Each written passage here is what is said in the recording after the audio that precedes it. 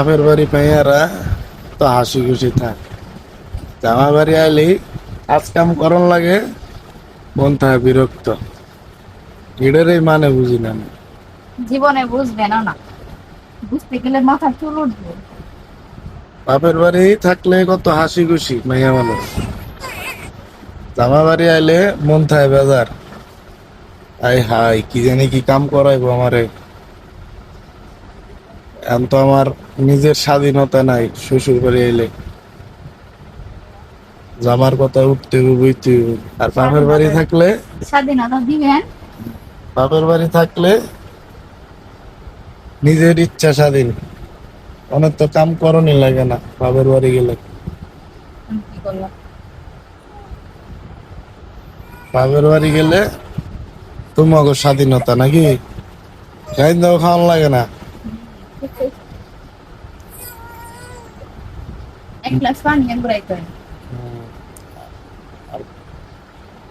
মায়ের রান্দা বান্দা করে রেডি করে রাখে, কয়, আম্মু খাইয়া যাও। আর শ্বশুর বাড়ি আইলে, হ্যাঁ এটা করো, হ্যাঁ ওইটা করো, এটা রান্ধ।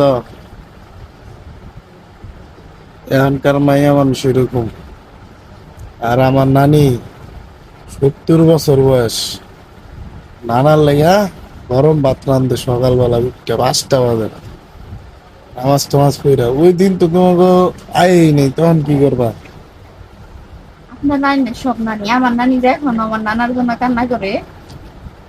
আর তোমরা এখনই পারো না, 5টা বাজে তো দূরে থাক, আরো তো রাত্রেবেলা।